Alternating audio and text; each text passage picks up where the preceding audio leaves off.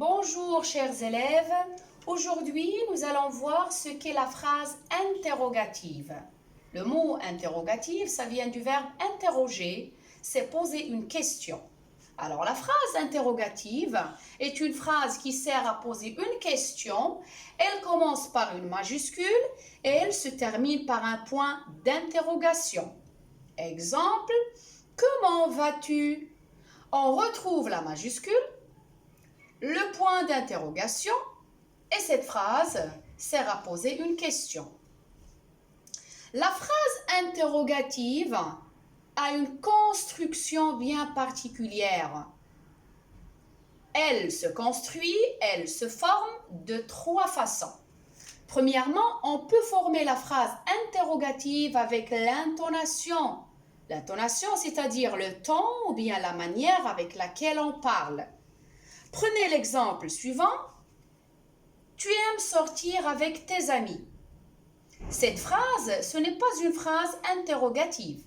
Elle se termine par un point.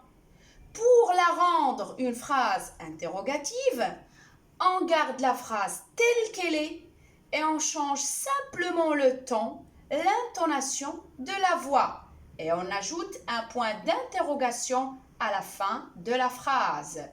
Tu aimes sortir avec tes amis? Comme vous le remarquez, l'intonation de la phrase a été complètement changée. La deuxième façon, c'est qu'on peut utiliser un mot interrogatif, comme quand, où, combien, est-ce que, qui, pourquoi, etc. Vous savez très bien que chaque mot interrogatif répond à une question précise. Voyons les exemples suivants. Qui est absente aujourd'hui? Combien de bonbons possèdes-tu?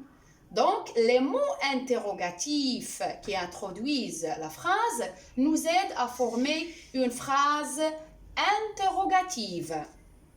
Passons maintenant à la troisième façon. C'est ce qu'on appelle l'inversion du sujet. Ça veut dire que le pronom de conjugaison se place le plus souvent après le verbe. On dit qu'on inverse l'ordre sujet-verbe. Exemple, ils sont partis va devenir sont-ils partis? On a inversé le sujet il et le verbe sont. Bien sûr, sans oublier le trait d'union entre le verbe et son sujet. Il existe deux types de phrases interrogatives. Le premier, c'est ce qu'on appelle l'interrogation totale. C'est la question qui porte sur toute la phrase. Et quand on pose une question, on attend une réponse qui commence que par oui ou non.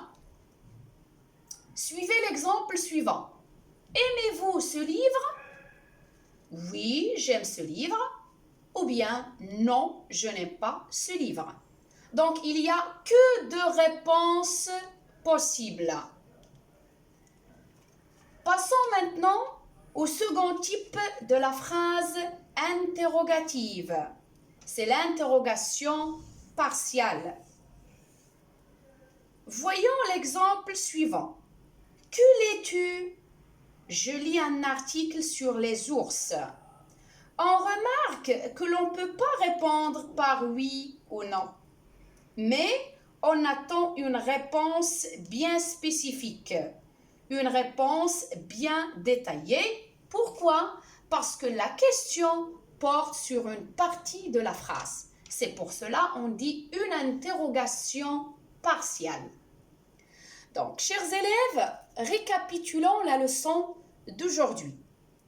La phrase interrogative sert à poser une question ou demander une information.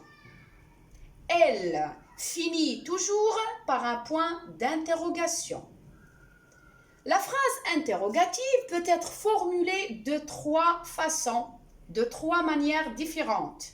L'intonation, les mots interrogatifs et l'inversion sujet.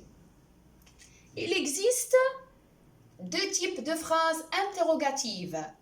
L'interrogation totale, on répond par oui ou non, et l'interrogation partiale, on développe une phrase bien spécifique, bien détaillée. Merci, chers enfants, d'avoir suivi et à la prochaine leçon.